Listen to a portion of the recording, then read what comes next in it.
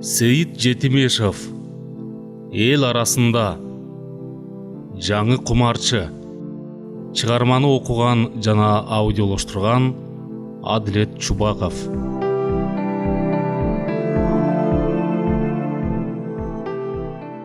Жетинчи аудио бөлүм. Дыйканбек кайнатасынын областтык масштабтагы сыпа киши менен мамилесинин бар экендигин сезчү. Бирок мамиленин да мамилеси бар эмеспи деп, бул мамиленин тамырынан мынчалык чырмалышып, тереңге кетип тытышып калганын билчү эмес. Азыр ал тентек баланын жамачыланган кууртунундай Гогола Москвичтин алдыңкы айнегинен аркы терки басып баратышкан кишилерди караган менен эмне үчүн акчаны кайнатыма бердим, оңбогон директор эмне үчүн кайнатыма бер деди, ушинткен кайнатам неге керекке жарап берер экен деп уйгу-туйгу ойлор менен келатты. Басманын директору кирген кишилерге жылмайымыш болуп, алардын эртерээк кетишин каалады. Өтүнүп келген суроолорунун орундаларын же орундалбасын ойлобой эле куп болот деп убада бере берди. Анан суроо менен келген киши чыгып кетер менен терезеге басып барып, көп көрүп көзү канык болгон Көк Москвичин карап жатты. Качан Көк Москвич дыр-дыр этип басманын короосуна бурулганын көргөндө, директор эшиктин кире беришиндеги бутактары үстүртөн тегиз араланган куу жыгач сыяктуу кийимдигичтен чий калпагын алып, эшиктин алдындагы эткелдигинен энтиги отурган кучак четки секретарь аялга салаваттуу гана: "Мен Кызылжардагы басмаканага кеттим, бүгүн болбойм", деди. Секретарь аял денесин ийип, кыймылдата албай, чалкалаган бойдон энтигип, көк чекир көздөрүн кым-кым ирмеп, "Түшүндүм" дегендей белги берди. Директор маштадан түшкөнү жаткан Дыйканбекке эшиктен чыгып келе жатып колун көтөрүп, "Түшпөй эле кой" дегендей белги берип, Гогола Москвичтин жанына келди. Дыйканбек машинанын ичинен керкелеңдеп чыга калып, директорго Москвичтин арткы эшигин ачты. Директор лөкүйүп лук отурганда, Москвичтин арткы рессору кыйшайып, он топарып оңолду. Анын артынан машинанын ичине Дыйканбек кирип, жоон кара жыгачтын кыркылган дөмүрүнүн жанына чыккан кара куурайдай койду. Директор шофёрго "Кызылжар кайда?" деди. Жаратылышынан жоош, мойну илмейген жаш шофёр тарактын тиши бойлобой, чачыша тармалданышып, башына камгак конуп калгансып, куйкум сары чачын алаканы менен сылап, машинасын уталдырды. Жолдо уратып Дыйканбек Динанын иштеген жерине кайрылып, "Мен директор менен кеттим" деп айткысы келди. Бирок бараткан жолдон директорду алакты кылганга батына албады. Ошол бойдон алар түз кетишти да, шаардын түндүк батышындагы адамдар анча көп барбаган Арашан ресторанына бет алышты. Батышты көздөй тасмадай созулган түп-түз көчөнүн сол тарабындагы ооруканадан чыгып, светофордун кызарышын күтүп турган Мейилканды Дыйканбек алыстан көрүп: "Агай, тети келинди өзүбүз менен кошо ала кетелиби?" деди. Директор Дыйканбекке күлүмсүрөй: "Көндүрсөң, пожалуйста", деди. Дыйканбек шофёрго "Тетик аялдын жанына барганда 1 секундка токтогун" деп буйрук берди. Гогола Москвич Мейилкандын жанынан өтө берип, сүрүлүп барып токтогондо Мейилкан эмне болуп кетти дегендей машинанын аркасынан карап калды. Дыйканбек Москвичтин ичинен күлүмүш болуп чыгып, Мейилкан менен учурашып: "Сени менен көпкө сүйлөшөт элем. Тиякта директорум күтүп турат.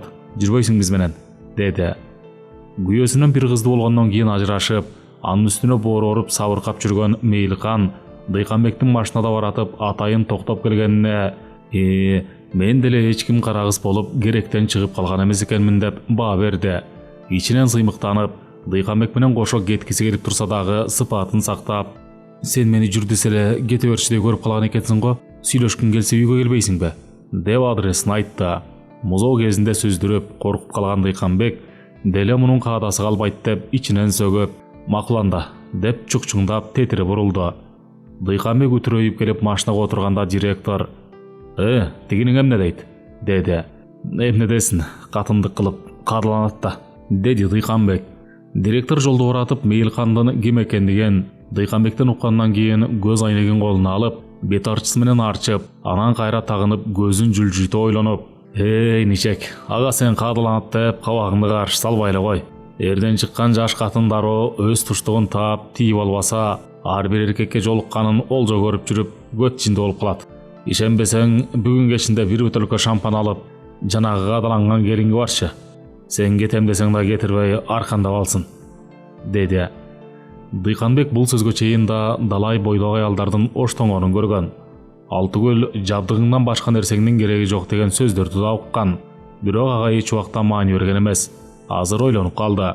Алар ресторанга кирсе, залдын караңгыраак бурч жагында Тюлен философ суудан жээкке чыга калгандай былкыйып, жакында өзү кандидат кылып чыгарган аспиранты Кезекберди менен отуруптур. Дыйканбек алардан жалп берип качкан жок. Жерден издегени көктөн түшкөндөй ошол жакка ыгала басты.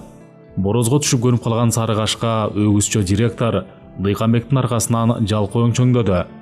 Тюлен философ оозун толтура согунган бифштексти булчуңдата чайнап, келгиле дегендей башын ийкеди. Кезекберди болсо колдун учу менен чүкчүйтө кармап койгонсуган уштуйган эриндерин мурдунун таноолоруна тийгенче чуштуйтуп, сүйлөгөндөн эринген кишидей стулду акырын директорго жылдырды. Анын бул кыймылы Дыйканбекти кичине кырт эттирди. Анткени Кезекберди Дыйканбек менен бир класста окуган. Дыйканбек айткандай, мурдуна бок сүйкөп койсо да сезбеген, долдойгон жоош бала болчу. Кийин институттун тарых факультетин бүтүрүп, өзү менен кошо биофакта окуган. Оюндагысын опеттире айтып таштаган, капкара чачтарын дайым тармалдатып жүргөн, бетинин оттору табиятынан эндик сүйкөп койгондой кызарган кызга үйлөнгөн. Ал кыз Кезекбердини бирде жактырып, бирде жактырбай, көңүлү олку-солку болуп жүргөндө Кезекберди аны ала качып алган. Кезинде Дыйканбек ошол кыздын институттун алдындагы аянтта трико кийип, велосипед тээп жүргөнүн көрүп, булчуң эттери чымыр, чыңалган сандарына суктана карап тийишкенде, кыз шыңкылдап күлүп, Дыйканбекти шылдың кылып кетип калган. Анда Дыйканбек ушинтип шалактап шулактап жүргөн кызда кайсы ыйман бар деп, илинген майга жетпей боф сасык экен деген мышыкча өзүн өзү сооруткан. Бирок Кезекберди ал кызды кара зимге салып, бир өскөн курбу катарында Дыйканбекти күйөө жолдош кылып кошо чакырган. Муну укканда Дыйканбек шумдук өңгөргөр, кызыргалган энесин торпок болгончо эмген музоодой делдейген Кезекбердини ушул кыздын жактырып калганын карасаң деп, бир чети таң алып, бир чети ичине чок түшкөндөй кызганган. Шаардан чыгып айылга жеткенче кез-кезде гана кызыл агач бараткан берки балдарга кошулуп калып күлгөнү болбосо, оору мышыктай кылтыйып үн каткан эмес. Бирок ушул күндөн тартып Дыйканбек экөөнүн курбу катарында ортолору билинбей алыстай берген. Кезекберди колдурап, буга эч маани берген эмес. Диссертациясын жактагандан кийин кубаныч үлпөтүнө Дыйканбекти чакырса, ал келбей калган. Келмек турсун бир күнү Талмуд менен 9 микрорайондогу үстүн шифр менен калкалап койгон тегереги ачык пивнойдо өздөрү ала келген арагын ичип олтуруп, Кезекбердинин тум баласы Тюлен философтон туулган. Байкап көрчү, тим эле союп каптап койгондой деп буп эттирип койгон. Талмуд дегенде эч нерсе укпагандай унчукпай, шымынын чөнтөгүнөн фильтрлүү төрө папиростун алып чыгып күйгүзүп, улам соруп, түтүнүн таноолору тар мурдунан сызылта чыгарып, капрай, бу аялдарың алы кулакын айткандай, бизден 41 эсе амалды го чиркин. Айтам да мурдун кайсы десе көзүн көрсөткөн, дегеле адамдар менен коош жок кезекең кантип эле кандидат болуп калды деп. Кружкадагы туна түшкөн пиводон уртап, айланайындыке, кандидат болуп чыкканча катын албай кое турайын. Мен да Тюлен философтун бел баласын кучакта отуруп калбайын, деп кыйкылап күлдү. Бул сөздү уккандан анча-мынча күн өтпөй эле Талмуд Муздак көл кинотеатрынын алдында баласын колунан жетелеп жүргөн Кезекбердини көрүп, ага атайын барып учурашып, алдыртадан бир Кезекбердини, бир баласын кайра-кайра карап, ата баланын эч бир окшоштугун таппай баланы Тюлен философтун баласы экен деп ишенип кеткен. Кыязы алгачкы айтылган сөз калп болсо дагы калыптын чындыгын таап ишенип алуу кайбир адамдардын жаратылышында болот деген божомолдун туура жагы бар окшойт. Талмуд ишенип кеткен соң, Кезекбердинин аялынын Тюлен философтон туулгандыгы жөнүндөгү сөз кыштын күнү жагылган өлмөксөн оттон мордон чыккан түтүнүндөй кыбылжый тараган. Бирөө дааналап айтпагандан кийин жандантып айткан сөздү көп чечмелебей Кезекберди мындай ушакты уккан эмес. Кезекбердинин аялы нан паналайын деп Насита аттуу келин иштеген дүкөнгө бара калган. Насита өзүнө жарашпаса дагы сары кирпиктерин кара боек менен боеп, жанында акчасы жок, медучилищанын сакал өскөн студентинин жалдырап тиктеп кеткенине жаны алептенип, жанагы бир кийген майкесин байланышканча чечпеген күйөөмдү билесиң го? Аны эптеп кандидат кылып коеюн деп Тюлен философко тийишсем, деле карай турган түрү жок. Андай кишилер да сага окшогон сулууларды көздөйт окшойт, деп ичинде микробу бар какшык жылдырган. Кезекбердинин аялы эч нерсе менен иши жок. Андай болсо күйөөңдү мага бер, кандидат турмак доктор кылайын, деп шыңк этип күлүп койгон. Ошентип Дыйканбектин таптакыр жалган койту чагымына өзгөлөр маани берген менен эрди катын өздөрү маани бербей жүргөн кезде Дыйканбек Кезекбердиге жолугуп отурат. Эми Дыйканбек менен директор отурушкандан кийин Кезекберди манжалары пианистикиндей узун, сулуу колун булгап, официантканы чакырып, столдогулардын эч кимисинин каалоосун сурабай эле жаңы жашылчадан жасалган салатка, койдун атайын азамделеп бышырылган этине арак, коньяк, боржомго заказ берди. Дыйканбек Кезекбердинин мындай сөйлөттү жигитчилигин Тюлен философтун ар бир кыймылынан сезилип турган менсинген текебер күтүүсүнө окшоштурду. Ал канча да Кезекберди Тюлен философту артист сыяктуу туурап жүргөн экен деп ойлоду. Бирок бул оюн сыртка баш бактырган жок. Официантка алып келген салаттарды ала коюп, директор Тюлен философ биякка турсун. Кезекбердинин алдына чейин кое коюп, бөтөлкөлөрдүн оозун ачып, ар кимдин алдындагы рюмкаларга коюп, автоматтай кызмат кылып жатты. 3-4 рюмка көтөрүлгөн соң директордун денеси көөлгөп, Тюленге карата ичкиликтен гиркирей калган үнүн акырын чыгарып: "Докторлук диссертацияңды бизге бербейсиңби? Бак этип чыгарып таштайын. Же ашык акча курсагыңды жарабы?" деди. Дыйканбек директордун сөзүнө тим эле ачкенедей чап-чабышып: "Берип коюңуз агай, өзүм редактор болоюн", деди, көздөрүн чаар кыбыңдатып. Тюлен философ рюмкадагы коньякты атайын чайдай ууртап, сол көзүн болор-болбос жуум кышылдады. Бул жайылманын таласындай кең шаарда бир-эки делип бармак сөөмөй менен санала турган интеллигент барбыз. Бирибизди бирибиз сыртыбыздан болсо да билебиз. Ошондуктан мен сени билем.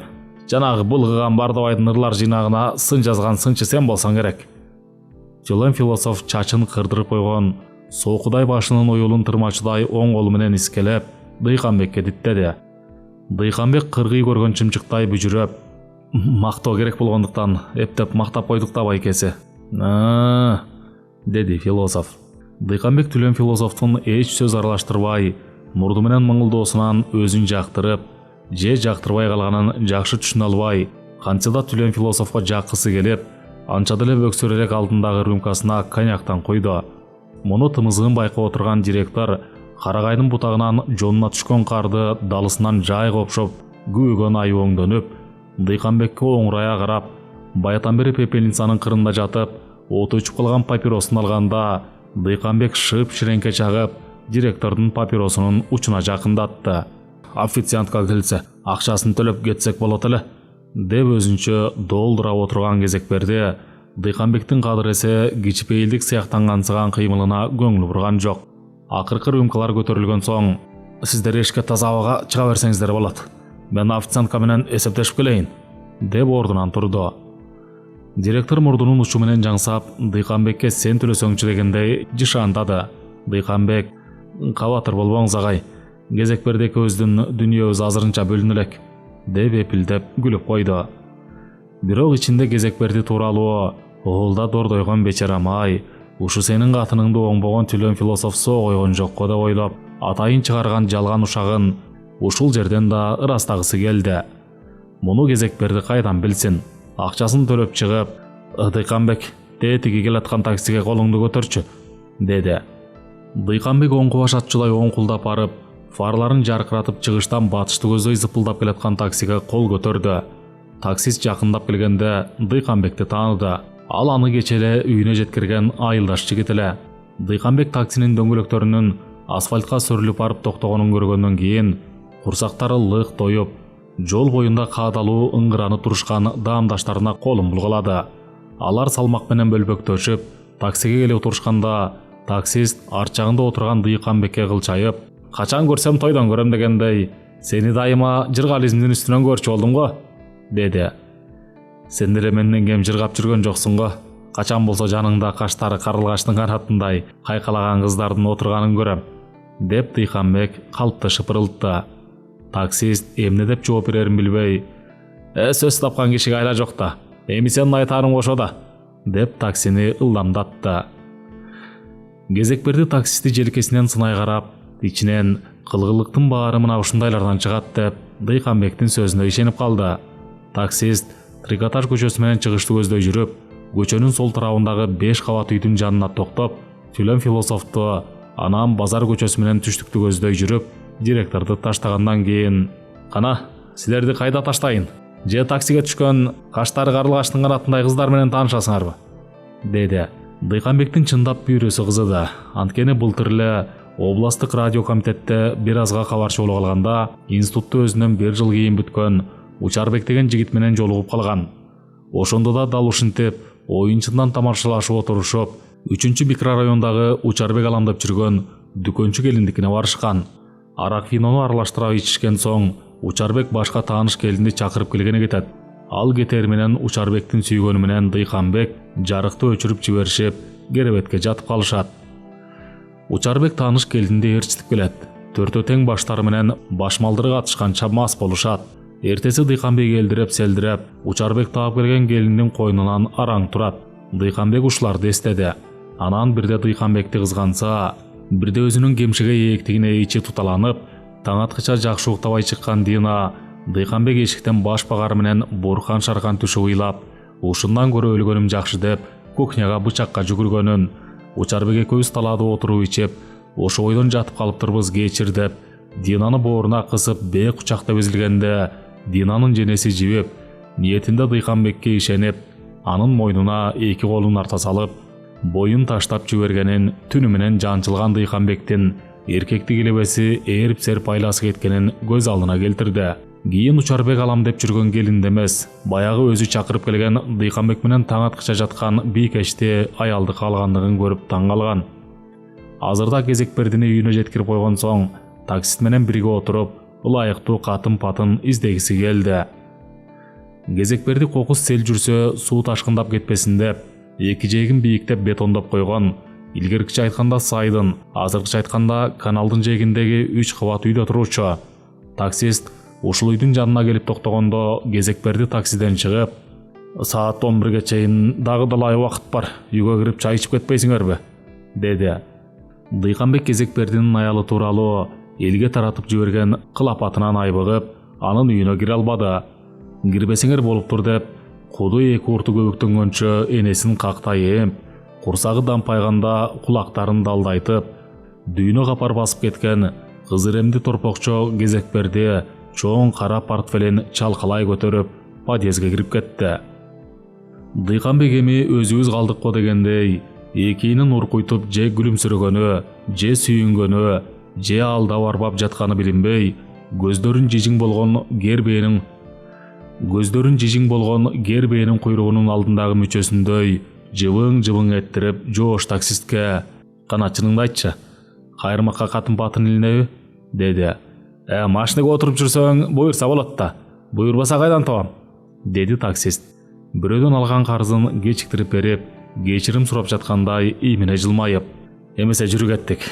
Медучилищанын маңдайындагы чолок көчө кайда? Ошол жердеги тамак аш дүкөнүндө жолдошумдун аялы дүкөнчү болуп иштейт. Ошондон арак, шампан, консерв алабыз да эшек оюнун салабыз", деди.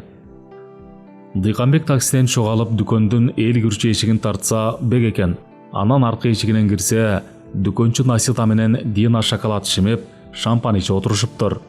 Дина Дыйканбекти көрүп: "Ох, кат, кайда жүрөсүң ушул убакка чейин?" деп күйөөсүн тааныбай жаткансып, көздөрүн үлүрөйтөт дегенде, кызгылт сары чач узун кирпиктеринин учтары көзүндөгү арпанын кылканындай жылт-жылт этип, Дыйканбектин көзүнө сайылчудай сезилди. Дыйканбек жазгамал марча жалаган арык текечерче керкеңдеп: "Эркек байкуш шорго жаралганда Насита, карабайсыңбы? Артынан атайын такси менен издеп келип, ала кетейин десем да жакпай жатканымды", дегенде, Насита ар жактагы крандан суу агызып, стакан чайкап, Дыйканбекке шампан куюп жатып: "Ай, менин күйөөм минтип такси менен аркамдан чапкыламак турсун. Жумуштан кеч чыкканда катыным байкуш кантип экен, караңгы жолдо каңгыган бирөөгө жолугуп албасын деп алдыман тосуп да ойлоп да койбойт", деп күлдү. Наситанын сөзүнөн кийин Дина жошуй түштү. Анан негедир Дина Наситанын Айыл чарба институтунун агрофагына киргенин, турмуштун кызыкчылыгы оюно күлүү деп түшүнүп, курсташ балдарды чебачектер деп теңине албай, жалаң аспиранттар менен кино, театр, бий кечелерге, ресторандарга барганын, адегенде зачеттон анан экзамендерден кулап, жедеп курстан курска көчпөй каларына көзү жеткенде, шаардын автобустарында кондуктор болуп иштегенин, бир шофер жигитке турмушка чыкканын, андан бир кыздуу болгондон кийин ал күйөөсү менен урушуп талашпай эле мен сенден тажадым деп кетип калганын, кетерин арманда калбай акыркы жолу бир өп кал деп күлмүңдөп, ак саргыл жүзүн тосконун, анан ары кетип, бери кетип, эрксиз жүргөнүн, жедеп тумшугуна суу жеткенде кийжиге жалын жүгөн жеп койгон сыяктуу желкеси такыр Дыйканбектин жолдошуна тийгенин Дина Наситанын өз оозунан укканын эстеди. Дыйканбек студенттик скамейкадан чыккан соң Наситанын күйөөсү менен анча деле катташпай калган. Бирок Насита тамак аш саткан дүкөнгө орношкондон бери катнаштары калыптана баштаган. Дина иштен кечирээк чыгып келатып, баары бир Дыйканбек азыр үйгө келе элек деп папасыныкына баргысы келген. Бирок папасыныкына барганда эмне кылмак? Энеси менен деле сүйлөшөр сөзү жок эле. Ошондуктан медучилищанын маңдайындагы аялдамадан автобустан түшүп, Чолок көчөнүн такалышындагы Наситаш деген дүкөнгө келген. Бул жерде Дыйканбекти жолуктурам деп ойлогон да эмес. Дыйканбек Насита куйган стакандагы шампанды алкымынан ары көңтөрүп жиберди. Таксини эмне кылайын, кетебизби же кетирейинби? Үйгө шашып барганда эмне кылмак элек? Жөө эле эс алып кетебиз, бекер тыйын коротпой кетире бер. Дыйканбек эшикке кудуңдап жүгүрүп чыгып, машинанын ичиндеги радиоприемникти бурап, концерт угуп отурган таксистке: байкеси, план бузулду. Хатыным ушул жерде экен. Сен эми кете бер, деп чөнтөгүнөн акча сууруганда таксист: койчу, сенден кантип акча алайын? деп бул жолу да албай кетти. Дыйканбек кайра кирип, таңдайы катыңкырап суусап, Наситанын катып койгон шампанынан дагы бирди алдырып, бооп эттирип ачканда, сырттан мында мурда Наситаны жалдырап карап кетип жүрүүчү, стипендияга жетпеген сакал өскөн медучилищанын студенти кирип келди. Качан кетесиздер? Сиздер кетсеңиздер дүкөндүн арткы дарбазасын бекитип, аркы бакка чейин зым керип, лампочка күйгүзүп койбосом болбойт. Дыйканбек чачтары артына жакшы кайрылып жатпай, экиге бөлүнүп, ачалана сербейген арык студентти карап туруп: "Айланайын Насита, бу тим эле сени күйөөңдөй башкарган кайдагы неме?" деп сурады. Насита шампандан ууртап, ушундан да бирдемени шектенип жатасыңбы дегендей көзүн сүзө күлүмсүрөдү. Бул бала медучилищанын студенти. Кечкисин дүкөн кайтарып, тыйын тыпыртабат, оокат кылып жүрөт. Стипендияга жетпей калыптыр бечара. Дыйканбек Наситага кичине орой сүйлөп койгонун сездирбей, жайкагысы келип: "Андай болсо эби бар. Кел жигит, биз менен шампан эч. Ырас кыласың. Кечкисин килекте ар кайсы бактын түбүндө жүргөндөн көрө, өз курсагыңды өзүң тойгузуп, өз кийимиңди өзүң бүтүп алганың дурус", деди.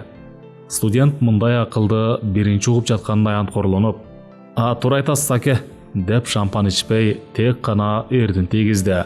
Анан: "Кечиресиз, аке, мен түк дагы ичимдик ичип көргөн эмесмин", деп кошумчалады. Дина оңуртун чулчуйта конфет соруп, студент менен Наситанын мамилелерин астыртан байкап, шек санап турган Дыйканбекти эч нерсе жок жерден от чыгарып, арам санап турасың го капыр дегендей алая карады. Муну туйган Насита студент жигитке консерва, коньяк, вино, арак салынган яшиктерди деле өзгөчө тыкандык менен санап өткөрдү. Муну менен Насита Дыйканбек менен Динанын алдында өзүнүн актыгын далилдегиси келди. Эгер ушул жаактары шимирген студент менин көңүлдөшүм болсо, ушинтип яшиктерди санап отурмак белем. Жөн эле ишенип таштап кете бербейминби? Ушул яшиктер биздин лаззатыбыздан кымбат бекен деген сөздү санак менен айтып жатты. Дыйканбек Наситага бирде ишенсе, бирде ишенген жок. Алдындагы шампанды жутуп жиберип: "Кой кетели, бул жигиттин ишине мышайт этпей", деди. Алар сыртка чыгышты. Насита дүкөндүн аркы эшигин бекитип, батыш жактан ачылчу дарбазанын сырдалбаган жыгач каалгасын кулупулап, Дыйканбек менен Динага: "Эми мени үйгө чейин узатып койгула, биздин үйдүн жанынан автобуска түшүп кетесиңер", деди. Дыйканбек аны узатпай эле эптеп бир шылдотап, кеткиси келди эле Дина: "Сенин джентльмендигиң кайда? Көтөр алдагы корзинканы", деп Дыйканбекке буйрук берди. Дыйканбек нан, колбаса, сүт, кефирге толгон кара корзинканы көтөрүп, Наситаны колтуктап чет жака басты. Дыйканбек Наситанын бройлер тооктун санетиндей былпылдаган кароосунан ыптап кармап койсо, ал Дыйканбек жакка ыгып, жылт-чулт этип, гүлүңдөгөн жылдыздарды чалкалай карап, буттарын чалчак таштап, өзүнөн өзү сезимге мас болуп баратты. Дина Наситанын басканына дегенде күлкүсү келди. Бирок улам узагыраак баскан сайын жанын кымырылып кыйнабай, адырайып эркин баратканына суктанды. Өзү да Наситача армын алтаң-талтаң таштап басайын деп ойлоп, бир-эки жолу кадамын балпаң-салпаң таштап көрдү эле, катынкы денесинин жүрөк жагып тасынын кан тамырлары үзүлчүдөй зырт дей түштү. Мындан Дина өзү чошуп кетти. Кайра кадамын чүрчүк шилтеди. Алар чыгыштан батышка, түндүктөн түштүккө түптүз созулган эки көчөнүн тек бурчун 3 бурчтук кылып экиге бөлө, бышкан кирпичтен салынган 3 кабат үйдүн жанына келишти. Жүргүлө үйгө, чай ичип кеткиле, деп Насита көжөлүп туруп алды. Ичсе ичели, Дыйканбек көңүлдөнүп, анын аркасынан Дина менен Насита үйгө киришкенде, анын күйөөсү Рахман пружиналары шакылдап, кайбири сорой үзүлүп калган жашыл раскаладушкага кызгылт көрөң эски жуурканды 4 бүктөп салып алып, жалпая отуруп, мандалинде Молдаванка деген обонду чертип жатыптыр. Дина Рахмандын былпык-былпык булчуңдарын, терге эзилип жыртылган киргил тагыш майкесин көрүп, күлүп жибере жаздады. Бирок өзүн өзү токтотуп, ашкана жакка бурулуп кетти. Рахман мандалинин полго кое калып, раскаладушкадан жай туруп төркүйгө кирип, боору бүт бойдон топчулама боз көнөгүн кийип чыгып, меймандар, силерди кайсы шамал айдап келди? Деп алагай көздөрүн күлүмсүрөттү. Тирилик деген ушу да. Ушинтип эпке-себеп болуп эле тирүү адамдар көрүшөт тура. Киришип чыгышып турат тура, деп Дыйканбек пружиналары былкылдап калган жашыл диванга жалпайды. Дина ашканадан чыгып келди. Дагы бирдеме ичкиң келип турабы? Жүрү кетели. Динанын үнүн угуп калган Насита ашканадан дароо жетти. Ой абышка, аяшыңда отур дебейсиңби? Жок жолдоштор, тамак ичмейин кетпейсиңер. Ал үйдүн керегесине жөлөнүп турган тегерек столду дөңгөлөтүп, дивандын жанына койду. Дина Дыйканбекти өзүнүн кыйыгы менен кыргый карап алып, тегерек столдун жанындагы кичинекей столчого отуруп калды. Насита балп-балп басып, тегерек столдун бетине дасторкон жайып, каймак, колбаса, пиязын арбын туурап, помидордон салат жасап койду. Мен андыгес. Рахманга көк сап мокок бычакты сунду. Эркектер арак, биз шампан ичебиз. Насита арак, шампан көтөрүп келди. Ичкиликти анча жакшы көрбөгөн Дина бөтөлкөлөрдү көп жактырбай, өзүн эч бир азапсыз автомат сыяктуу кыймылдап жүргөн кишидей сезип, рюмкага куюлган мөлтүлдөгөн арактын тунуктугуна суктанып отурган Дыйканбекти иче турган болсоң ичпейсиңби батыле? Розанын көзүн тиктегенсип рюмкага жалдырабай. Рахман коңур үн менен хо-холоп күлүп, Динанын образдуу сүйлөгөнүнө ыраазы болуп, «Ой, раным, Динанын колуна түшкөн экенсиң, Динаны аз жерден Розага алмаштырып кое жаздаган экенсиң, Кел эми. Диничканын ушу сөз үчүн», деп рюмканы көтөрдү. Дыйканбек аракты жуткандан кийин анысы өзөгүнө түшүп кеткенсип, шалайып ойлонуп калды. Ал бүгүнкү дүкөндөн көргөн студентти элестетти. Көзүнүн алды менен Рахманды карады. Насита бул шойкомдуу тынымдан бир бале чыкчудай болгонун сезе койгонсуп, телевизордо эмне болуп жатты экен? Деп рекорд маркасындагы эски телевизорду бурап калды. Телевизордо чачы куду эчкинин сакалындай сексейген бозулан, жак булчуңдарын тырыштырып, нервныйленип ырокуп жатыптыр. Көзү бузук аялды көргүм келбейт, душманымдан өч албай өлгүм келбейт. Арык бозулан күйүп бышып чырылдайт. Насита ал уланды жактырбай, мурдун чүйрөгүлүп, уландын эски сабына мойу калган Рахман менен Дыйканбекке эгин өдө көтөрүп, көздөрүн үлүрөйтө сүзөп, «Кана айткылачы, менин көзүм бузукпу я?» деп тамашалады. Дина бырс күлүп жиберди. Рахман көңүл бурган жок. Унчукпай рюмкаларга арак койду. Дыйканбек күлүүнүн ордуна мостоюп, «Кана эмесе Рахман, биздин аялдарыбыздын көзү бузук болбой түзүк болсун. Кел эми, баарыбыздан көтөрөлү». Рюмкалар көтөрүлгөн соң Насита телевизорду өчүрүп таштап, ак чайнектен кызыл чай коюп, «Кана Дыйканбек, аялдардын кандай көзүн жакшы көрөсүң?» деп Динага кашын кагып жылмайды. Дина Дыйканбектен мурда тиштенип туруп, «Бир менин көзүмдөн башканын баарын жакшы көрөт», деди. Дыйканбек кыйды көздөрүн ыбың-жыбың ирмегилеп, «Кокой, Насита, көздүн сөзүн токтотуп, ишибизди ичип, жөн кетели. Жаным менен жакшы көргөн жалгыз көз, өлгөндө талаганда араң жеткен байбичемдин көзү», деди. Дыйканбектин анткор шыптык ашкалыгы Динанын безине оготор тийди. Ал Дыйканбекти жек көрө карап, «Для тебя нет ничего святого. Ты настоящий гад», деди. Бул ойлорун кыргызча айтып түшүндүрө албагандыктан орусчалап, Дыйканбек Динанын сөзүнө тырчып, коркоң этип ордунан тура калмакчы болуп тура албай, кайра диванга нык эте эпейди. Ичкен арагы оозунан атып кете жаздады. Дина ордунан туруп: «Сволочь, уже пьяный. Мен папамдыкына барып жатайын. Бул мында калсын. Ичип алгандан кийин кишини мыжып эзип өлтүрөт. Он настоящий садист. Силер билбейсиңер», деп ыйлап жиберди. Рахман үн катпай ордунан туруп: «Эй, Насита, мен Динаны папасына жеткирип келейин. Жакын эле жерде эмеспи?» деп жыгачтары арбайып тарбайган кар тармалуу аянтчанын батыш тарабындагы базаркомдун үйү жакка басты. Рахман менен Динанын чыгып кетишкенин Дыйканбек эс мас билип, дивандан телтеңдеп туруп Наситанын жанына келип: «Мен сеникиндей сурма көздү жакшы көрөм», деп кучактап өпмөкчү болду. Насита мас киши чынын айтат деп Дыйканбектин сөзүнө ишенип, өзүнүн Динадан өйдө экендигине маарыгып, Дыйканбекти кылыктана эркелетип: «Анда экөөбүз менин көзүм үчүн стаканга агыштырбайлыбы?» деп рюмканын ордуна 150 граммдык стаканды алып келип, арактан толтура куюп жуткуруп жиберди. Дыйканбек чайпалып: «Сенин көзүң үчүн ичтим. Насита болбосо ичпейт элем», деп Наситаны кучактап жыгыларда, ал Дыйканбекти колтуктап келип диванга отургузду. Ошол бойдон Дыйканбек диванга ооп жыгылып, тиши башын кычыратып, жама жайынан шилекейин агызып кооршар этти. Насита дасторконун жыйнап, тегереги столду үйдүн керегесине жөлөдү.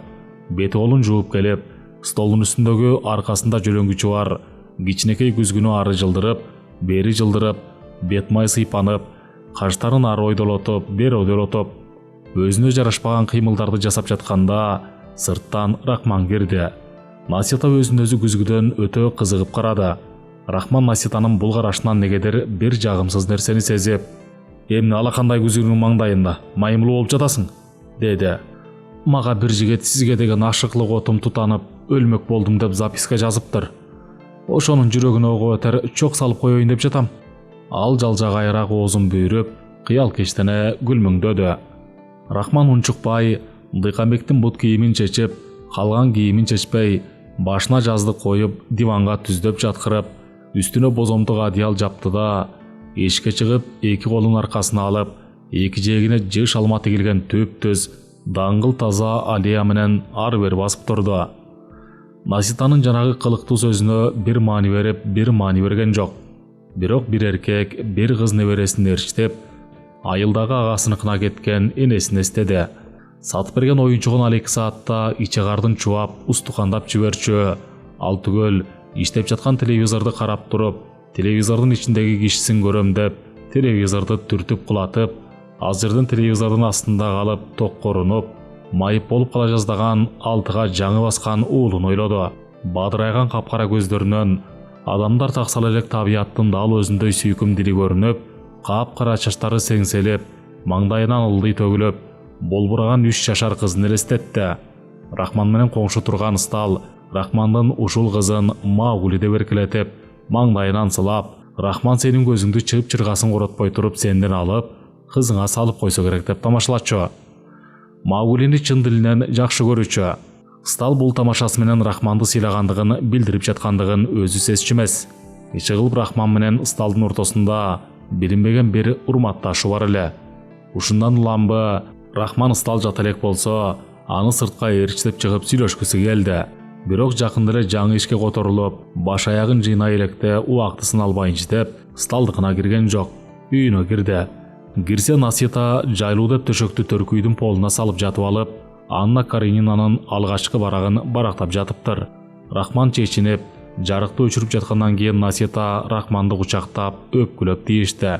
Бирок Рахман ушул маалда Наситадан кандайдыр бир анткорлукту денесинин үлбүр жүндөрү аркылуу сезип, итиркеyi келип, Наситаны баал четтире баштан ары коюп жибергиси келгенин өзү даана түшүнгөн жок. Ошондуктан колун көтөрбөдү. Болбосо Рахман көздөрү айыпсыз муңайган кызын кайра элестетти. Аны кыялында бооруна кысып көтөрүп жыттады. Кызын жыттаган сайын денеси баалбырап жайылып, капырай кантса да, ушул кызымдын энеси ушул Насита эмеспи? Жок жерден денемди чыйрыктырып, балекетти баштабайынчы деп ойлоп, Наситаны көздөй оодарылды. Дал ушул учурда Дыйканбек коркурап шаркырап, кулдурап-сулдурап дивандан жерге күп этип жыгылды. Рахман Дыйканбек сыз тактайга жатып калып, эртең ооруп калбасын деп төшөгүнөн туруп келип, лампочканы күйгүзсө, Дыйканбектин өңү бордогон теридей кубарып, эки урту көбүктөнүп калыптыр. Рахман Кудай ур баракка угуп калып жүрбөсүн деп ойлоп, ашканага кирип, чайчыныга аз бөксө сүт алып келип, Дыйканбектин башын көтөрүп: "Эй, мынау сүттү ичкин, угуп калсаң керек", деп пияланы оозуна такады эле. Дыйканбек адегенде ууртап көрүп, анан жутуп жиберди. Анан "Мен кайда жатам?" деп көзүн ачып, төрт аяктап тарбалаңдап барып диванга оонады. Дыйканбектин көп убара кылбай жатып калганына Рахман ичинде ыраазы болду. Бирок канчалык ыраазы болгону менен каап Дыйканбекти аракка жалгыз чыккабай, сталды кошо чакырып койгондо болмок экен. Экөө жакшы кеплешип отурат эле деп ойлоп, төшөгүнө чалкасынан жатты. Рахмандын минтип ойлонушунун да себеби бар болчу. Мындан бир топ убакыт мурда Актайлак кафесинде шампан ичип отурушуп, ажырашкандан кийин Дыйканбек стал менен көпкө чейин байланышпай, боюн алыстатып жүргөн. Ошол маалда сталдын катуу шамал жүргөндө кум таш учуп, калкактаган камгак каранын көрсөтпөй, ызгыган каңсык шаарга суу чыгаруу, бак тигүү проблемасын өтө курч көтөргөн макаласы газетага басылган. Ал макала эл арасында кеп боло баштаган. Ошондо Дыйканбек кайра ойлонгон. Алтыгүл Дыйканбек сталдын ушул макаласын партиялык жетекчилердин аброюн эл алдында кетирген, илимге каршы келжирек макала деп, кимдир бирөөнүн тийиштүү жерге тоголок арыз жазганын, идеологияны башкарган жетекчи сталга макаладагы айрым үзүл-кесил кемчиликтерди көрсөтүп, бирок негизинен маселенин туура коюлгандыгын айтканын да уккан. Мына ушундан кийин Дыйканбек Рахманга жолугуп: "Айланайын, жанагы стал деген немең башы жок эле көк жал окшойт", деп болор болбос кеберсип, жарылып кеткен астын кээрдин тилинин учу менен жалаган. Анан арадан көп убакыт өткөрбөй эле сталдын ошол макаласын мактаган ортозор рецензия жазган. Стал тоголок арызга итатайы тутулуп, өзүнөн өзү кыжынып, жалгызсырап жүргөндө Дыйканбектин рецензиясынын газетага чыгып калышы аны бир аз ойлонткон. Мага өлөкчөлөк болуучу Дыйканбекке окшогон правдистер, чынчылдар бар тура деген бүтүмгө келген. Мына ушундан тартып, ал Дыйканбекти канча да правдист, чынчыл жигиттерден деп ого бетер сыйлап калган. Насита Рахманга экинчи тийишкен жок. Таңнан кечке чейин тикесинен тик туруп иштеген неме бир оор үшкүрдү да ошол бойдон уктап кетти. Рахман кең көчөнүн жээгиндеги бетон столбарга илинген көгүлжүм лампочкалардан терезеге түшкөн көңүрт нурду тиктеп жатып, ооз күйдөгү Дыйканбектин кор шарын угуп, бала хотту жасаганды жакшы билет. Менделет билен философту шаар десе шаарга, айыл десе айылга чакырып, акча десе Наситанын ары бери чот ойнотуп тапкан тыйын тыпырын чогултуп, кандидат болуп койсом кантет деп ойлоду. Анан кайра бул оюнан рахаттап, жаны көшүлмөк турсун, төбөсүнөн бирөө коргошун алаканы менен ныгыра баскандай жаны салмактанды. Мына ушундан улам баягы күнү бирөөнүн жакшы жагын көрүп колдой албаган, жаман жагын көрсө кур дүрмөт тапанчасына ок таап алгандай сүйүнүп, алмага унчуга албайт, унчукчу болсо атып коер огум даяр дегенсип, өзүнүн өзү асманга тирбеч болуп жүргөн бир өң тааныш жигитти Бүркүт кафесинен жолуктурганы эсине түштү. Кафе каражыгач, кайың алма, түрлүү бак таракты кирген жаш парктын чогуу ортосуна салынган болчу. Анын архитектурасы шаар үчүн кандайдыр бир жаңы сыяктанчу. Жаңылыгы биринчи кабат болуп эсептелген, таштан курулган чакан 4 бурч тамак-аш даярдалуучу ашкана үчүн ылайыкталып, экинчи кабаты ачылган гүлдүн таажларын элестеткен бетондон жасалган серече эле. Серече келген адамдарды күндүн ысыгынан, нөшөрлөп төгүп кеткен жаандан калкалап, ачык абада отурганга жайлуу өңдөнчү. Серечеде отурган кишиге тиги кең көчөнүн тротуары менен кетип бараткан адамдар көрүнүп турчу. Мына ушул жерден кептен кеп чыгып отуруп, алиги жигит: "Мен жазгы сары суудай киргилдентип сыр ачпайм. Ак шыйрактын мөңгүсүнүн тамчысындай туп-тунук гана агынан ичем", деди. "Ичкенди да 150ден ашырбайм", деп стаканды көтөрүп жиберип, кең трассанын жээгине токтогон таксиден түшүп, паркка кирип бараткан Тюлен философту көрсөттү. Тигил аспиранттардан, заочниктерден экзамен алганда үйүнө казан аспайт экен. Атайын расписание түзүп коюп, өзү бир жерде, аялы бир жерде чарлап жүрөт. Карачы, терисине батпай кетип баратканын", деп тилинин учу менен азуу тиштеринин арасына тыгылган пирожкинин этин ары бери копшоголаган. Рахман жаңы уктаган болук балага окшогон. Бол койгон жүзүнө болор болбос бырыш аралата жылмайып, коюңузчу, күчөтмөсүн кылып жибердиңиз го. Өздөрү чардаса чардар, бала бакырасына карабай катындары кайдан чардасын дегенде тиги киши: сиз өзүңүз билбегенден кийин башкаларды дагы билбейт деп ойлойсузбу? Тетиги түлөн философтун аялы балдарын круглосуточный бакчага өткөрүп таштап, өлүгүңдү гана көрөйүн түлөндү, күн күтсөм күн жок, түн күтсөм түн жок, мен өлмөк белем деп, күйөөсүн айылдаш сынтып, ага сынтып, үйүнө келип кетип жүргөн жаш жигиттин башын айлантып алыптыр. Ал жигит соодада иштейт экен деп кызаңдап кеткенде, Рахман көзүн муңайы малайтып отуруп калган. Өң тааныш жигит Рахмандын сөз талашып кыжыңдашпай, талкан чалган айранды аптыга жутуп алып, албырай түшкөн балача алайып отуруп калганына ыманы мерилген. Сиз билесизби? Кече эле ушул түлөн философ Генкол шаарына барып, заводчниктерден экзамен алыптыр. Заводчниктер көлдүн жээгине алып келишип, аябай сыйлашып, эми чай ичип коюңуз деп акча беришиптир. Түлөн философ кагазга оролуп таңылган акчаны алып туруп, канча дейт. Берип жаткан заводчниктердин старостасы 1000 дептир. Түлөн философ: мындай акча менин башымдан садака кетсин деп башынан 3 айлантып, 3 түкүрүп туруп көлдү көздөй ыргытып жибериптир.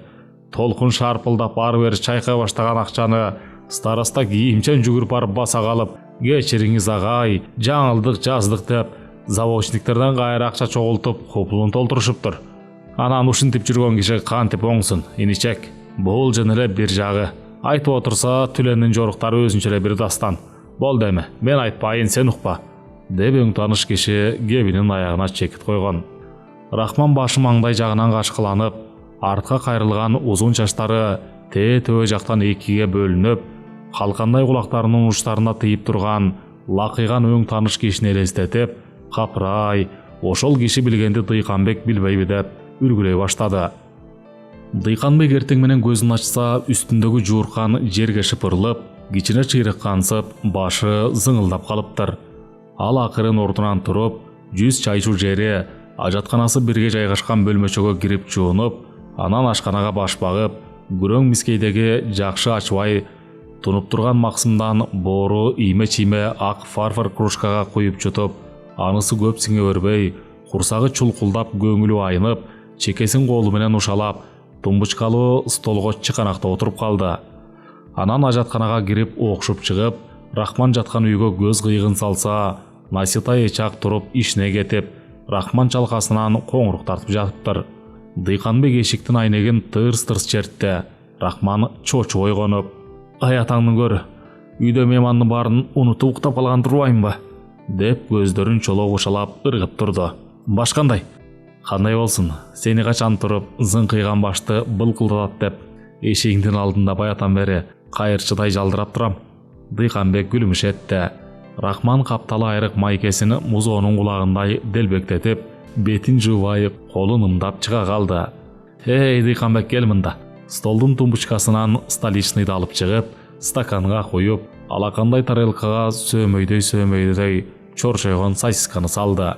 Экөө 150дөн уруп жиберишип, нан менен сосисканы бурдап сугунушуп, ооздорунан арактын жытын буркуратпас үчүн аркасынан инди чайынан чайнашып, ракайынага түкүрүштү. Дыйканбек өз айткандай сынып кетчүдөй зыңылдаган баш бир аз жери чыккан топтой былпылдап, байкушараак жиг-жиги менен өз жолун таап, жан чиркин жарыптангандан кийин Динага телефон чалды. Трубканы кайненеси алып: ай ботам, Дыйканбексиңби? Минтип карыштырган жерден бириң таппай жүрсөңөр кантип окат болот деп аркан эшип келатканда жол пижама кийип, ажатканадан чыккан абышкасы: чш, кантет деп кыйшая кайкайып тура калды. Кемпири жалт берип: я, Дина, кайдасың? Кел, Дыйканбек чакырып жатат деди. Ашканада сүт менен нан жеп отурган Дина трубканы алды. Эмне дейсиң? Өлгөн жоксуңбу? Дагы ичип атасыңарбы? Ал таза орусча да эмес, кыргызча да эмес, айтор чаңкылдак дейин десе чаңкылдакка окшоп болгон, чаңкылдак эмес дейин десе чаңкылдактын өзү сыяктуу акцент менен сүйлөп кетти. Кыязы Дыйканбек: мен ушул жерден эле ишке кетем деди окшойт. Ошент, бүгүн да тентип кетпе. Кызынын сүйлөп жатканын байкаган жайсаң: я балам, Кудай буйруп баш кошкондон кийин күйөө дегенди сыйлоо керек деп бир оз гана үн катты да, столдун үстүндөгү мандеринден алып, шашпай арчып, бир сомочосын чайнап шимиде. Дина атасынын бир ос сөзүнөн папасынын Дыйканбекти жактырбаса дагы жактырып, жакшы көрбөсө дагы жакшы көрүп, бар тобокелге салып ага байланып калганын сезди. Дилинин тереңинде биз го байландык, Дыйканбек бизге түбөлүккө байланар бекен деп, бул аңгыр дүрбөлөңдүн угулар угулмаксан дүбүртү жүрөгүнө тийип качты. Бирок Дыйканбек менен бирге жашаган күндө да анын көзүн карап кор болбой, өз акчамды өзүм тапкандай илимдин кандидаты болуп калайын деген өжөр ой кайрадан башын кылтыйтты. Жайсан кызынын бул оюн анын кабак кашынан окуп, ичинен ага бир ыраазы болсо, атайын Новосибирскиге чейин учуп барган ишти ойдогудай орундап, карындашы өтүнгөндөй 3000 хрустал эмес, 5000 хрусталы табылып, Дыйканбектин алып келген акчасынын асмандан кот түшүргөндөй керекке жараганына бир ыраазы болуп, көңүлү куунактанды. Дыйканбек телефон аркылуу Дина менен сүйлөшкөндөн кийин көздөрүн үңүрөйтө жүлжүйтүп, аны ичинен сволочь шизиктеп сөгүп, «Кел араке, дагы бир жүздү кой. Ишке барсам барармын, барбасам», деп дагы жүздү көтөрүп жиберип, чайдан дагы чайнап түкүрүп, Рахман менен кош айтышты. Автобустун аялдамасы Рахмандын үйүнөн анчалык алыс эмес экен, жолдун аркы өзүндө эле. Дыйканбек аялдамага барса, жазмаңдай дөң чеке бөлүм башчысы ошол жерде отуруптур. Ал Дыйканбек менен саламдашып, кол алышкандан кийин эле көздөрүн күлүңдөтүп, «Кече аябай шыңгытып, азыр тиги Рахман же Стал досуңдукунан баш жазып чыксаң керек, деп шыпырылып бараткансыган шымынын корун оңдоп, өйдө тартып, эки ийнин экчеп койду. «Кимдин качан ичеп, кайдан баш жазганын тим эле кексе тамырчыдай билесиз да», деп Дыйканбек бөлүм башчысына эмне кылып калп чагынаарын билбей күйпөктөдү. Бөлүм башчысы Дыйканбектин жалган болсо да күйпөлөктөмүш эткенин ичинен жактырып, кала берсе өзүндө бирөөлөрдү күйпөңдөтөр сүрдүн бардыгын азыр иш жүзүндө көрүп тургансып, анча-мынча маашырланды. «Стал досуң областтык гезиттин адабият боюнча редактордун орун басары болуптур го. Эми экөөңөр элге көрүнбөй чүмкөнүп ичеп, чүмкөнүп баш жазып каласыңар го», деп көктү карап, былпылдаган кең тароолорун бүлк-бүлк эттирди. Дыйканбек мындай кабарды күткөн эмес, ошондуктан мээлтиреп жер тиктеп унчукпай калды. Анан өзү ылым тартып жүргөн Сталдын ишке көтөрүлгөнүнө кубанды. Кантса да эртеби кечпи жок дегенде, мен жөнүндө бир ооз жылуу сөз айтканга жарар деп ниетинде ойлоду. «Рас болгон тура, мен муну такыр билген эмесмин. Кечинде барып куттуктап коеюн».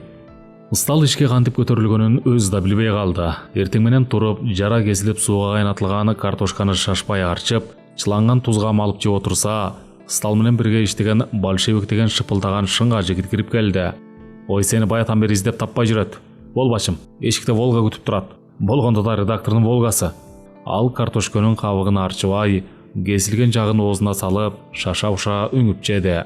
Стал жеп аткан тамагын таштап туалетке кирип, колдорун самындап жууп, эскирген күрөң басаношкасынын илгичин эңкейип тоңкоюп кийип жатып, эмне балекет болуп кетти деги тынччылык эле болсо экен деп ойлоду. Бул оюнан редактордун кабинетине киргенге чейин кутула алган жок. Сталдын минтип кооптонушунун да жөнү бар эле. Анткени областтык гезиттин редактору тигилже бул журналисттин чыгармасын жана башка талаш-тартыш маселелерди жыйналыштарда талкуулап калган учурларда кээде эч кимдин көңүлүн оорутпай, сеники да туура, меники да туура, аныкы да туура деп ар кандай пикирлердин туура жагын таап, таразанын салмагын теңдеп туруп, жыйналышты жыйынтыктап таштачу. Бул Сталга жакчу эмес. Ошондой кездерде Стал элдин көзүнчө эле редакторду жукпас деп сындап калуучу. Ошону угуп жүргөн редактор бир кемтигимди таап алып, кара куурдак кылганы жаткан экен деп да ойлоду. Редактордун кабинетине кабагы бүркөө кирди. Дамамат Сталга жаттап калган жасалма сөздөрүн сүйлөп жаткансып сезилчү редактор азыр башкача көрүндү. Ал мурдагыдай калыпчын экени билинбеген шаңданган күлкүсү менен күлбөй, капкара сулуу каштарын негедир үрпөйтүп, башын жерге салып, барпайган балбан колдорунун сыртын, манжаларынын байбелчектеринин үстүн орошон баскан капкара жүндөрүн көрпөлөнтүп, карандаш менен кагаздын бетин айрылганча чиймелеп отуруптур. Стал менен баш көтөрүп учурашып коюп, анан мурдагы калыбында «Сени гезиттин редакторунун орун басары кылалы деп жатабыз. Маданият адабият боюнча материалдарды карайсың. Маселе жогору жак менен макулдашылды» деди. Сталдын көзүнөн жаш кылгырды. Ал редактордун орун басары болгонуна сүйүнүп, жашын кылгырткан жок. акыры чындык жеңет деген өзүнүн терең ишениминин алгачкы чабалекейинин мейкинге учканына жетине албай, жашын кылгырткан сыяктанды. Анан ал: "Мен кантип орун басар болом? Мен партияда жокмун", деди. Редактор: "Койчу", деп башын көтөрүп чочуду.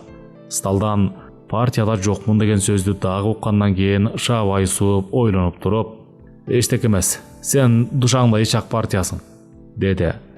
Стал отурган ордунан тура калып: "Сизге чоң рахмат. Менин өлүп бараткан духумду кайра тирилттиңиз", деди. Стал 4 кабат үйдүн 2 кабатында жашачу. Ал кечке мал келатып, подъездге кире берерде маараган коозунун үнүн укту. Үйүнө кирип чай чыныга куюлган кымызды ачырканып ичпей отурган 6-7 жаштагы кыздын көрдү. Стал эшиктен киргенде кызы күнөөлүү кишидей алдынан тосту. "Папа, бир шофер келип, бир коз алып келип, ваннага байлап, чанаштагы кымызын чарага куюп, мынау кагазды сагып берип кой деп кетип калды." Көйнөгүнүн чөнтөгүнөн 4 бүктөлгөн кагазды сунду. Стал кагазды окуду. "Стал айланайын, сенин ден соолугуңдун начар экенин угуп, кымызды ичип, коозуну жеп койсун деп берип жибердим. Ден соолугуңду сакта." Аягына фамилиясын ачык жазбай, тамгаларынын арасы алыс тартылган подписин коюптур. Стал бала кезинен тааныш подписти дароо тааныды. Бул подпистин ээси кезинде райкомдун бюро мүчөсү, райондук газетанын редактору болуп жүргөн киши эле. Ал киши райондук газетага тындырбай кабар жазып жүргөн Сталды негедир жакшы көрүп, маңдайынан сылап эркелетип, 10 жылдыкты бүтүп жатканда газетага жоопту секретарь болуп иштеп кал, өзүм рекомендация берип, партияга өткөрөм. Мында 2 жылча иштесең, анан жогорку партиялык мектепке кетсең, аны бүткөндөн кийин партия менен өкмөткө керек бакандай кызматкер болуп чыга келесиң деп өз акылын айткан. Бирок Стал канчада конкреттүү адистик алган жакшы деген сөздү угуп, редактордун акылына ынаган эмес. Азыр Сталдын денесинде кандайдыр бир жан дилин жибиткен жагымдуу сезим пайда болуп, карагаттай баяу көздөрүн алайтып, алдында турган кызынын төбөсүнөн жыттады. Дал ушул учурда сырттан кылыя күлүмсүрөп Дыйканбек кирди. Стал: "Ниетиң дурус экен, рас келбедиңби?" деп сүйүнүп кетти. Дыйканбек кымыздан ичип, ваннанын ичине чычып сийип, чыла жыттантып жиберген коозуну ары бери союп, коозунун бөйрөк боорунан, кара этинен чырылдатып-пырылдатып, кара куурдак кооруп жиберип, өзү да жыргады, Сталды да жыргатты. Экөө салганын сыртка чыгышып, троллейбустар зуулдап, автобустар дырылдап тынып албаган чоң көчөнүн жээгиндеги алманын жаш көчөттөрү кыркалай тигирген алия менен Дыйканбектин үйүн көздөй илкип басып баратышты. Стал 22-23 жаштарында балалуу болгондон кийин жайдын шилдесинде Москвага командировкага барып, метронун станциясында бал муздактын нөөмөтүндө турса, бир кыз келип, "Мага да ала чыгыңыз" деп тыйын сунганда, анын тыйынын алгандан уялып, өзү төлөп бал муздак алганын, станциянын керегесинин көлөкөсүндө бал муздак жеп турушуп таанышканын, ал кыз менен убадалашып коюп, эртеси Горький паркынан жолугушканын, парктын скамейкасында сүйлөшүп отуруп, кыздын кулагынын көнчөгүнөн кулкуну көрүп жийиркенгенин, ал түгүл өзүнүн бети жок ишке барганы жатканын баамдап, өзүн өзү жекиргенин, кызга сыр билгизбей кетейин десе, эмне үчүн жалгыз таштап кетем дейсиз деп ызаланып, кетирбей жабышып алганда таксиге түшө качканын, ал кыз да таксиге түшүп алып, артынан кубалаганын. Ошондо Стал машинесине отурган карт таксист маңдайындагы күзгүдөн таксиге отуруп кууп жаткан кызды көрүп, туфу деп түкүрүнө сөгүп, тар көчөдөн чукул буруп, артындагыларды адаштырып кеткенин айтып күлүп келатышты. Сөздөр сүйлөнүп бүткөнсүдө тыным башталды. Ошондо Дыйканбек институтта окуп жүргөндө бөтөнчө чоң залга студенттер жык-жыймат болгон, институт боюнча өтүп жаткан жалпы жыйналышта сен декандарды баш кылып сынга алып сүйлөгөндө сага кадимкидей ашык болчумун. Кудай-ай, ушул бала менен кадимкидей сырдашып сүйлөшөр бекемин дечүмүн, дегенде Стал күлдү. Кой, мен өзүм жөнүндө сүйлөгүм келбей, ал түгүл таржымалымды жазганда жазгым келбей тим эле мени бирөө башымдан байлап зордуктап жаткансып кыйналам. Бирок кыйналганда айлаганча, турмуш деген турмуш экен. Өзүң айтпайм десең да башка бирөөлөр айттырат экен. Өзүң жазбайын десең да башка бирөөлөр жаздырат экен. Буга макул болоюн. Эми байкеси көзүмчө мактабачы. Дыйканбек унчукпай калды. Алар дагы басышты. Бирок сөздүн учугу уланбай койгондуктан Стал Дыйканбек менен коштошуп кайра артка тартты. Дыйканбек эки колун аркасына алып, сылтый басып жалгыз кетти. Жалгыз баратып, мындан мурда нечен ойлонсо дагы Стал жаман бала эмес деп дагы ойлоду. Иштегенде тырышып көжүп иштейт. Баштаган иштин аягына чыкмайынча чыккандан кийин да кай жеринде чаласы калды деп кайра текшермейинче жаны тынбайт.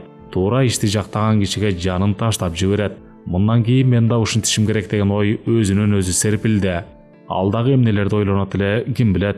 Учугоорлуу адамдарды дарылай турган 2 кабат кызыл кирпичтен салынган оорукананын имаратынын маңдайындагы кары элек карабактын ичинен чыга калган Мейилкан: мынча эмне катуу ойлонуп келатасың?» деп чыйылдай сүйлөдү. Дыйканбек оюнан бөлүнүп жалт карап, Сталдыкынан келатканын, аны менен жолдош болуп калганын айтты. Мейилкан ичинен жылмайып: мен ал жигитти тааныйм. Алар менен бир кезде эшиктеш коңшу турганбыз. Эч кимге зыяны жок, дурус немелер?» деди. Мейилкандын минтип айтууга толук акысы бар эле. Анткени ал кыз кезинде мединститутта мугалим болуп иштеген аталаш агасынын квартирасында туруучу.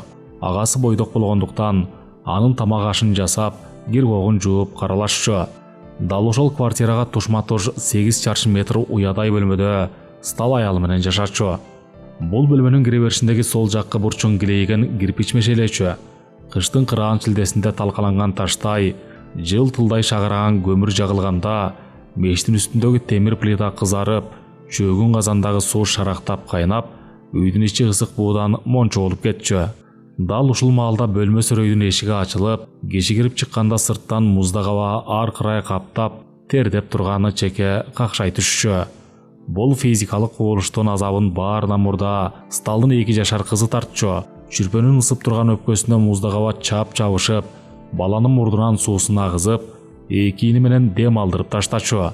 Муну көргөн Мейилкан Сталдын кызына боороруп, Сталдын аялы от жыгарда: «Эже, баланы мага бериңизчи» деп чүрпөнү үйүнө көтөрүп кетчү. Сталдын аялы үйүнө от жагып коюп, ичиркенип тартынбай эле Мейилкандардыкына кирүүчү. Аны менен куурашып, чай-пай ичип, эгер Мейилкан сабакка даярданып жатса, ага мешайт кылбай, өзү да китеп окуп, же бирдеме-сирдеме жазып, жатарга чейин баласын ошондо багып отуруп келүүчү. Кээде Мейилкан ишине шашып баратканда Сталды көрүп: «Агай, биздин чай кайнап калды, бир чыны чай уртуп алыңызчы» дей турган. Мына ушундайлардан улам Стал Мейилкандын ата-энесин көрбөсө дагы, алардын абаттуу, нарыктуу адамдардан болсо керек, кыздын көргөн өскөнү дурус деп, кеп арасында чын дилинен Мейилканды алкап, мактап калуучу. Кийин баягы Мейилкан бир кыз менен күйөөсүнөн чыгып келиптир дегенди аялынан укканда, Стал: «Оолда бечарам-ай, убал болгон экен, чынынын гана сыныгындай таза кыз эле, кандай акмакка туш келди экен» деп, Мейилкандын күйөөсүнүн акмакчы адам экендигин өзү билип көрбөй туруп эле ага ичи ооруп, кадимкидей кейиген. Сталдагы болгон бул сезимдерди анын аялы Мейилкан менен капыстан жолугуп калганда, келди-кетти кептердин арасына кыпчып айткан болсо керек. Азыр болсо тек гана Дыйканбек менен сүйлөшүп, убакыт өткөрүш үчүн сөз керек болгондуктан мына ушулар сүйлөнүп жатты. Алар акырын сүйлөшүп отурушуп, шаардын түштүк чыгышындагы жарарык сарайынан өтүшүп, келечекте ботаникалык бак пландаштырылып, азырынча ээн жаткан талаага чыгып кетишти. Экөө шылдырдай суу аккан, гүлкайыр уйгагы тирелип калың чыккан эски арыктын жээгине, бир кезде өсүп калган жалгыз түп чоң өрүктүн түбүнө кимдир бирөөлөр келип, төшөп кетишкен жыттуу чөптүн үстүнө алдыларына гезит жайышып отура кетишти. Майлуу кара курдакка тоюп, кымыздан кана ичкен Дыйканбек каруусун башына жазданып, кырданган бойдон үргүлөп кетти. Мейилкан анын уйкусун бузбай, арыкты жээктей басып, улаан бир чөптүн түрлөрүн көрүп, улаан бирден терип ирмектеп отуруп, тоонун этегине чейин барып калганда гана саатын карап кайра тартты. Мейилкан келгенче тук эте калган Дыйканбек ойгонуп, ичкен тамагы бою башына сиңип, арыктагы сууга бетин жууп, чачын ымдап сылап сергип турду. Көк тунук тартып кылкылдап, горизонтко эңкейиштеп бараткан күндү карады. Колуна гүлдүү чөптөрдү тутамдап келаткан Мейилкандын сабыркаган катыңкы жүзүн көрүп, анын бир кездеги ак көгүчкөндөй учуп конуп тузакка түшпөй кеткен учурун эстеди.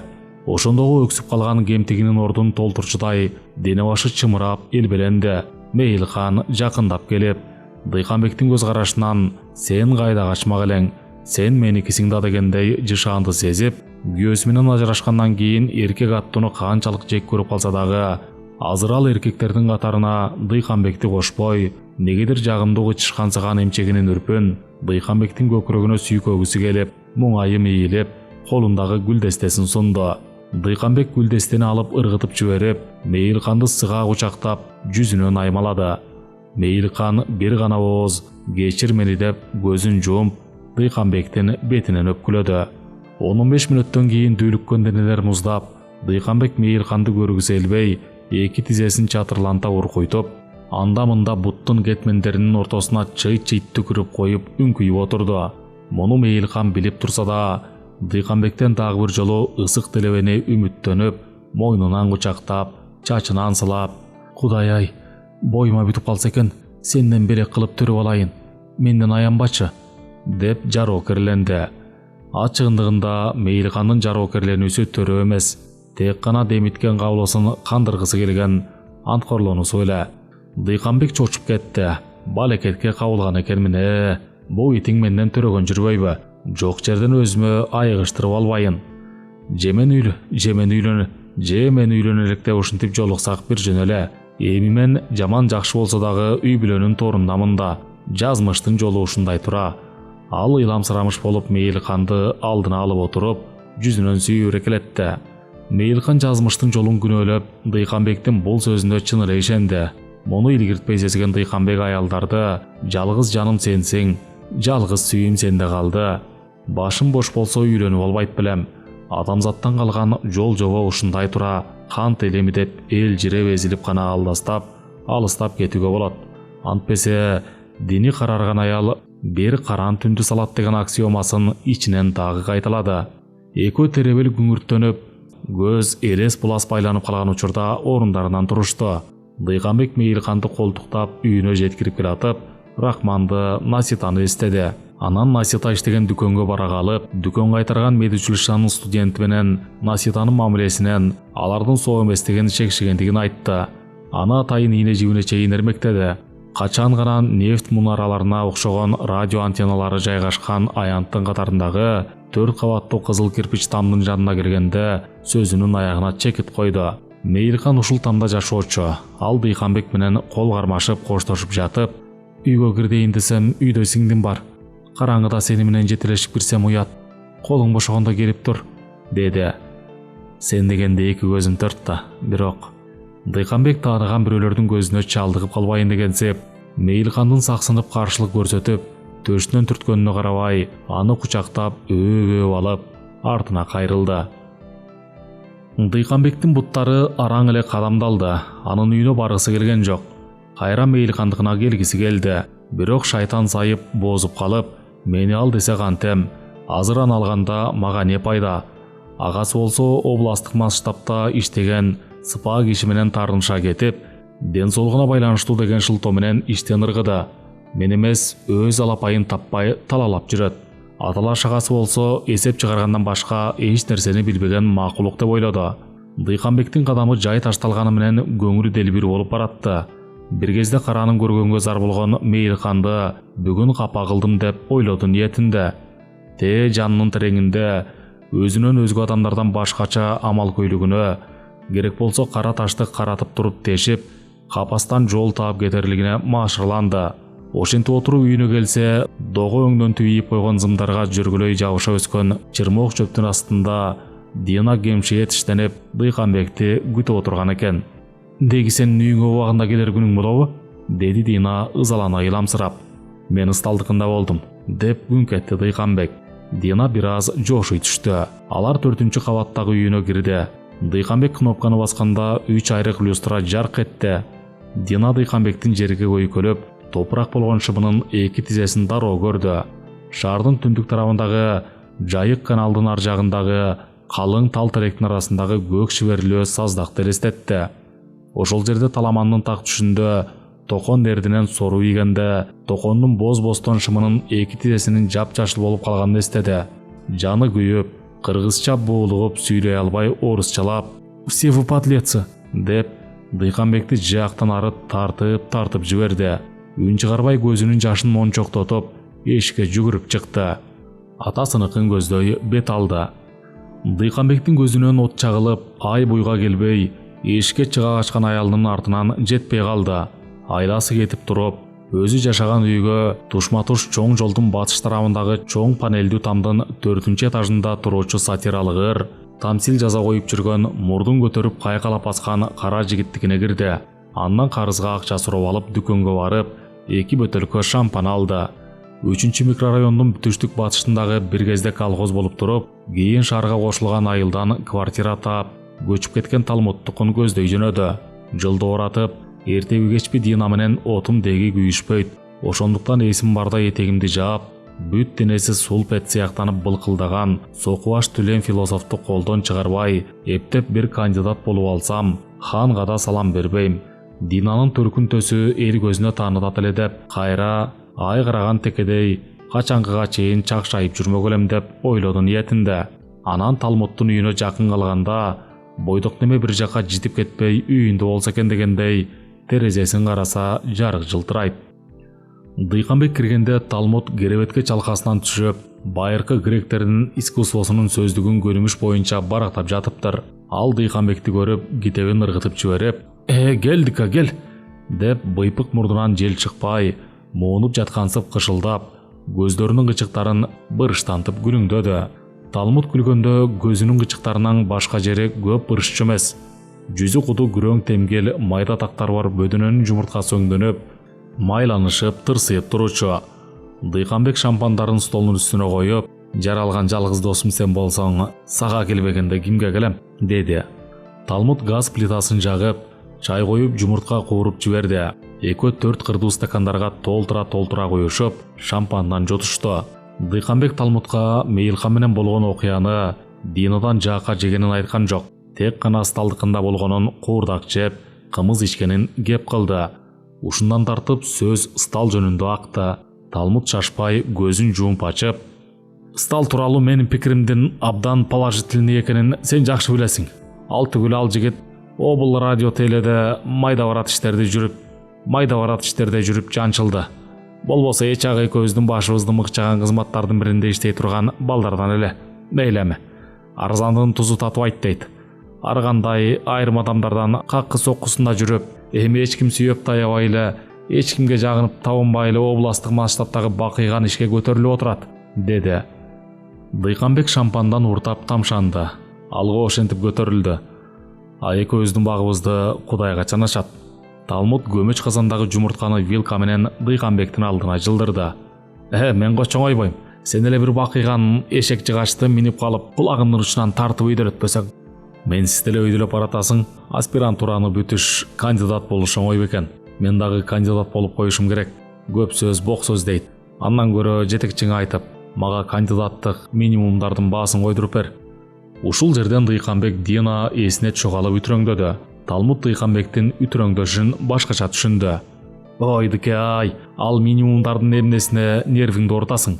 Кайнатаң болсо базарком, ала тоду эт кылып, ала көлдөй чык кылып, бир жолу мейман тапташтасаң, баары бүтөт да калат. Айтса айтпаса төгүнбү" деп ойлоду Дыйканбек. Кезинде Дыйканбек ремесленный училищадан окуучумун деп, училищага башпага калып, кийим-кечегин кийгенден кийин качып кеткен эле. Ошондо өзү менен ремесленный училищага бирге кирип, ошол бойдон окуп, кийин токарь болуп иштеп, Сибирь, Ыракка чыгышка чейин кыдырып жүрүп, акыры областтык борбордун чыгыш жагындагы Тоң Боз суу деген жумушчу поселогуна келип, автобазада токарь болуп иштеп жүргөн жолдошун эстеди. Жолдошунун бою чыпалактай, көздөрү китирейинки арык эле. Ал жигиттин түлен философтун аялына жек жаат чыгып, институтту заочно бүтүп, эми аспирантурага өткөнү жатканын билүүчү. Анын үстүнө жолдошунун үйү поселоктун тоо жаккы четинде, суук көздөргө чалдыкпас жерде эле. Үйдөн анча алыс эмес чоң өстөмдүн жээгинде кыркалай тигилген кучак четкис талдар бар болчу. Ал талдарга уя салып, сайраган чымчыктардын үнүн угуу өзүнчө ырахат сыяктанчу. Дыйканбек ошол жолдошу менен сүйлөшүп, кандидаттык минимумдарды коюуга кимдердин тиешеси бар болсо, Тюлен философту баш кылып, баарын меймандоону ойлоду. Анан шампандын бир бөтөлкөсүн ичип, бир бөтөлкөсүн ичпей Талмутка таштап, сырттан такси кармап, кайнатасыныкына ат койду.